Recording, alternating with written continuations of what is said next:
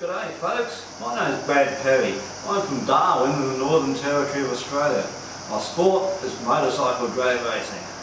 It's an excitement sport, all about big horsepower, optimum traction. About 1989 I had this dream to build a competitive top fuel motorcycle. But not your normal nitromethane supercharged setup. This project's all about nitrous oxide. Now we need to make some 800 horsepower out of an 84 cubic inch engine to be competitive. To do something like this is a combination unique in the world. What you see here is the result of my last 20 years work. A project that was so often proved to be frustratingly difficult. A challenging, expensive hobby which at times has severely tested my dedication and commitment. But I always say you're only as good as your next pass.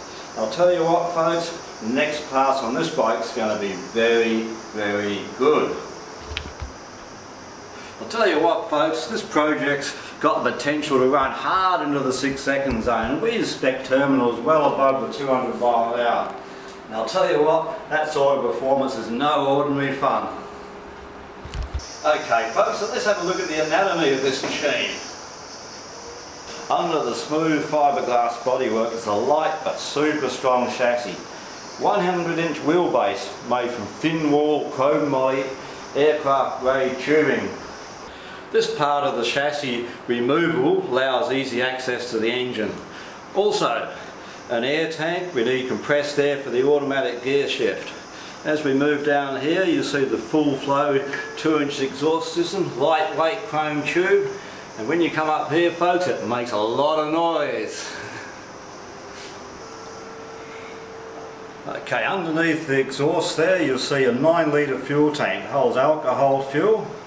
As we come over here, where all the horsepower happens, 5 pounds of liquid nitrous oxide.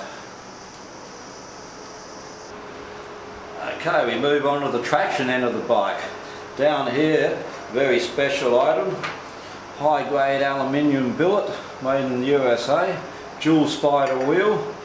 This here we see a bead lock, the essential item to hold the tyre securely to the rim.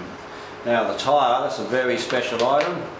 Proper drag racing slick, 30 inches tall, across the tread here, 13 inches wide, absolutely optimum for a motorcycle. The drive side, again the spider, the bead lock, and the aluminium sprocket. The sprocket's actually stronger than steel.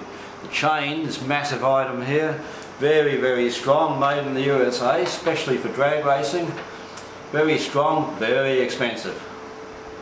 Up to the front end now, and we have here the gauge for the air pressure for the gear shift, handlebars, clutch lever and switching. Lightweight front forks, only 2-inch travel in the suspension there. Beautiful billet alloy wheel there, just 17-inch diameter. Bit of stopping power here. Down here we see 6-piston Nissan calipers, very, very powerful. Must stop 360 kilograms of bike and rider. Now we move on to the engine. Early Kawasaki's 1980s models, mainly what we use. Now these are probably considered dinosaurs compared to the modern engine of today. But these engines, even in stock trim, were very, very strong. But this is no stock engine folks. About the only original parts are the crankcase and the cylinder head casting here from an 83 model Kawasaki. All the internal parts are specialist items made to handle the massive torque loads, combustion, pressures and heat. Like these custom made pistons at just 5-to-1 compression. The belt driven ignition system. A high output magneto set at no more than 10 degrees maximum advance. Fires super cold spark plugs, retracted electrode type. Now these are the only plugs that can survive the heat of this engine. Any other plug rapidly overheats. The result is pre-ignition. That means big time detonation, instant engine self-destruction. Inside the clutch housing here, a special customised unit. 23 clutch plates in there. The lock-up created by centrifugal weights. Sitting behind the clutch This is the shaft out of the transmission, 3-speed automatic. You can see by the size of the gears, very strong, specially made in the United States, capable of taking 900 horsepower. 3. Now the power really starts from the induction system, and the induction system starts right here. Your crankshaft pulley, driving belts through, driving high pressure mechanical pump through the idlers and up here to the supercharger drive. 65% overdriven supercharger, 45 cubic inch capacity, blows about 10 pound of air into the engine. Moving back to the right side of the bike, and you see here this bank of fuel pressure regulators. They look after the low pressure side of the fuel system. Move up now to the air intake. Quick action throttle on the butterfly. You'll see in there the nitrous injection nozzles. They'll inject nitrous at minus 70 degrees Fahrenheit, chilling the intake air through the supercharger. Now the fuel is injected through these high pressure nozzles down here, 8 nozzles in there, and over this side we have the low pressure nozzles with the nitrous oxide system. Now the whole system uses something like 3 litres every 10 seconds, or in the old terms about 2 gallons a mile.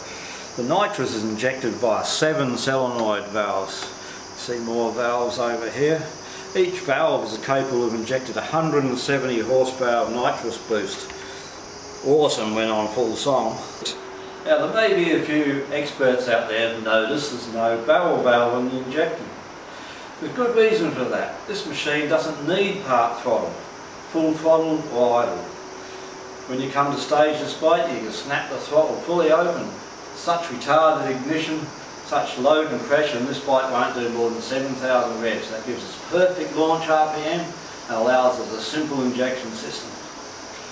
But with all this equipment we need an extensive electronic control system.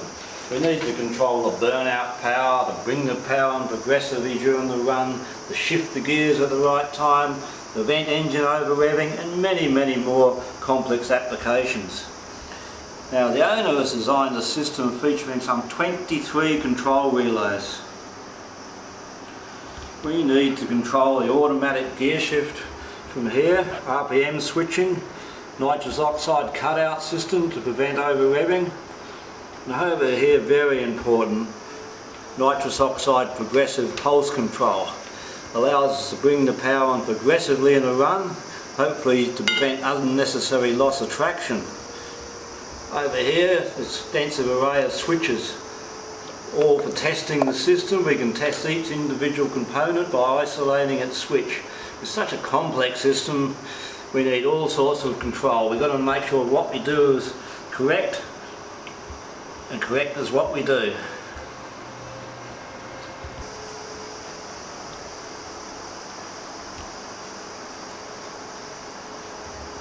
So you may well ask, does it all work? Well, yes it does, but you can't guarantee every system, every time, all of the time. But as I said before, you're only as good as your next pass, and you never know. Next time you snap this throttle open, you never know what's going to happen.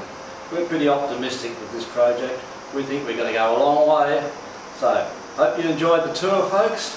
Bye for now.